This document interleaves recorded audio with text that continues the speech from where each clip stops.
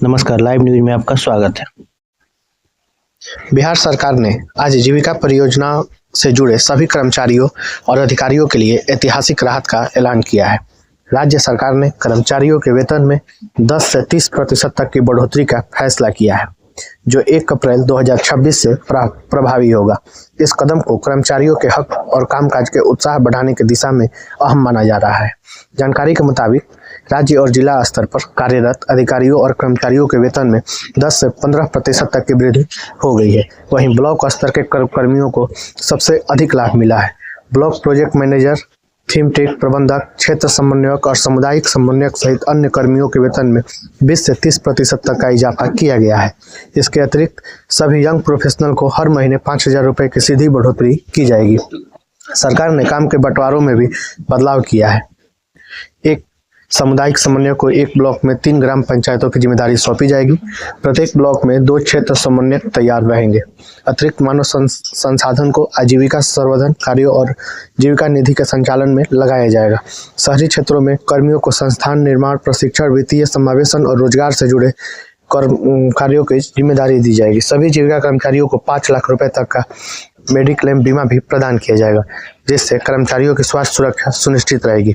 वेतन वृद्धि के अनुसार निदेशक, उद्यम निदेशक, विशेष कार्यपालक अधिकारी, कार्यक्रम समन्वयक, राज्य परियोजना प्रबंधक और राज्य वित्तीय प्रबंधक के वेतन में 10% का इजाफा हुआ है। जिला प्रोजेक्ट मैनेजर, प्रोग्रामर और तकनीकी पदों पर कार्यरत कर्मियों को 15% वृद्धि मिली है। वहीं ब्लॉक प्रोजेक्ट मैनेजर और थीम टैग प्रबंधकों को 20% और क्षेत्र समन्वयक, सामुदायिक समन्वयक, कार्यालय सहायक, लेखाकार, स्टेनो, IT कर्मी और अन्य कर्मचारियों को 30% तक वेतन वृद्धि प्रदान की गई है। इस पहल से न केवल जीविका कर्मियों की आर्थिक और सामाजिक सुरक्षा मजबूत होगी, बल्कि परियोजना की कार्यक्षमता और कार्यकुशलता में भी वृद्धि होने की उम्मीद है। राज्य प्रशासन का यह कदम कर्मचारियों के उत्साह और सेवा भावना को नई दिशा देगा। राज्य सरकार ने प्रदेश की कामकाजी महिलाओं के लिए एक अहम और दूरगामी पहल करते हुए सुरक्षित छात्रावास संचालन की दिशा में बड़ा कदम बढ़ाया है। मुख्यमंत्री नारी सुरक्षा योजना के तहत पटना, गया जी, मुजफ्फरपुर, दरभंगा और भागलपुर में कामकाजी महिला छात्रावास शुरू किए जा रहे हैं। इस फैसले से महिला सशक्तिकरण, सुरक्षा और आत्मनिर्भरता की राजनीति में मील का पत्थर माना जा रहा है। इन छात्रावासों का उद्देश्य उन महिलाओं को सुरक्षित और सम्मानजनक आवास उपलब्ध कराना है जो दूसरे जिले या राज्यों से आकर बिहार में सरकारी या गैर सरकारी सेवाओं में कार्यरत है और अकेले रहकर नौकरी करने को मजबूर है। सरकार ने इसके लिए आय की सीमा भी तय की है। छात्रावास का लाभ वही महिलाएं उठा सकेंगी जिनकी मासिक आय अधिकतम 75,000 रुपए तक है। प्रत्येक छात्रावास की कीमत की क्षमता 50 बेड की होगी। महिला विकास निगम इन छात्रावासों का संचालन अपना घर मॉडल पर करेगा, ताकि यहाँ रहने वाली महिलाओं को सिर्फ छत ही नहीं बल्कि घर जैसा माहौल भी मिल सके। समाज कल्याण विभाग के अनुसार छात्रावास में रहने के लिए कोई किराया नहीं देना होगा। महिलाओं को केवल भोजन का खर्च वहन करना होगा, जो 3,000 रुपये प्रति माह निर्धारित किया गया है। सुविधाओं की बात करें तो छात्रावास में बेड, टेबल, कुर्सी, 24 घंटे बिजली, शुद्ध पेयजल के लिए RO, TV, मुफ्त वाईफाई जैसी आधुनिक व्यवस्थाएं उपलब्ध कराई जाएगी। सुरक्षा को लेकर भी विशेष इंतजाम किए जा रहे हैं, ताकि महिलाओं को किसी तरह की असहजता या भय का सामना न करना पड़े। बिहार में औद्योगिक विकास को नई रफ्तार देने के लिए सरकार 2 बड़े और रणनीतिक प्रोजेक्ट पर तेजी से काम शुरू करने जा रही है। एक और राजधानी पटना को टेक्नोलॉजी और फाइनेंस हब बनाने की योजना है, वहीं दूसरी ओर राज्य को रक्षा उत्पादन के बड़े केंद्र के रूप में विकसित करने की तैयारी चल रही है। इन दोनों परियोजनाओं से न सिर्फ निवेश बढ़ेगा, बल्कि लाखों युवाओं के लिए रोजगार नए दरवाजे भी खुलेंगे।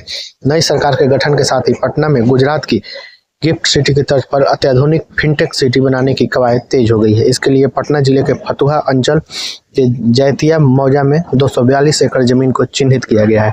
सरकार ने भूमि अधिग्रहण के लिए 408.81 करोड़ रुपए की स्वीकृति दे दी है और जल्द ही अधिग्रहण की प्रक्रिया शुरू होने वाली है।